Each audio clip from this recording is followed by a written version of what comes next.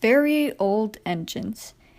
Dear friends, 100 years ago, when Skarloey and Rheneas first arrived on their railway, they were young and silly. Skarloey was sulky and bouncy. He and Rheneas quarreled, but they learned sense, and the owner has just given them a lovely 100th birthday. Talyllyn and Dolgoch at Talyllyn are 100 too. How about going to wish them many happy returns? The author.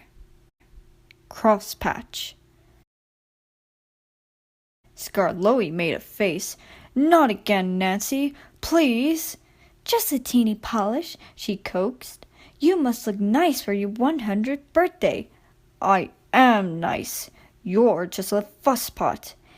And you are a horrid old crosspatch. Nancy polished him vigorously. Skarloey smiled. Nancy, he said, I really was a crosspatch once. Shall I tell you? Yes, please. Well, come down. I can't tell it properly while you're fussing up there. Just 5 minutes then, no longer. Nancy sat down on a box, and the engine began. Talyllyn, Dolgoch, Rheneas, and I were built together in England. Who? Asked Nancy. Are Talyllyn and Dolgoch? Talyllyn is my twin. Dolgoch is Rheneas's. Their railway is at Talyllyn in Wales, and they're 100 too. They were green, and we were red. Talyllyn and I had 4 wheels then, and no cab. We thought we were wonderful, and talked about how splendid we looked pulling coaches. What about trucks? Asked Nancy. Skarloey chuckled. We had no use for them, he said. I was finished first, and sent away on a ship. I didn't like that. It wobbled dreadfully. At the port, the big railway kept me waiting. They had no cranes to lift me out. It wasn't the Fat Controller's railway then. We would have managed much better. What did they do? Asked Nancy. They used ship derricks. They nearly turned me upside down, said Skarloey indignantly, and left me hanging while they arranged the truck. You must have looked funny, gurgled Nancy.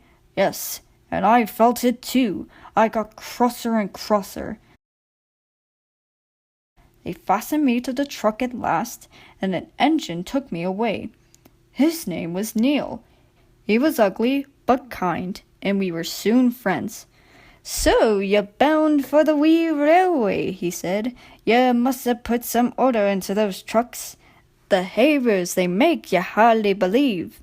I didn't like the sound of that, but I was too tired to say anything. Plenty of people were waiting when we got there, but they weren't used to engines, and it was dark before I was on my rails. Then they left me, lonely and unhappy, and wishing Rheneas would come. Trucks were everywhere next morning. Suddenly, with a rattle and a roar, a train of loaded ones came in. I was surprised. There's no engine, I said. A workman laughed.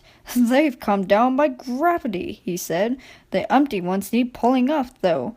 That's why you've come. But can't they go up by whatever you said? Gravity only brings them down. We need horses or engines like you to pull them up. What? Have I to pull trucks? Of course. I won't. I want coaches.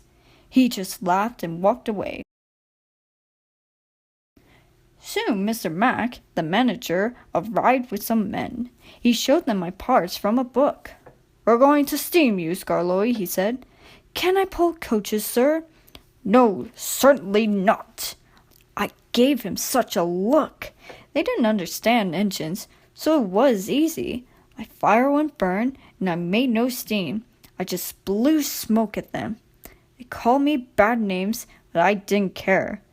The next day, I tried again, and the next, and the next. I just gave them my look and wouldn't do a thing.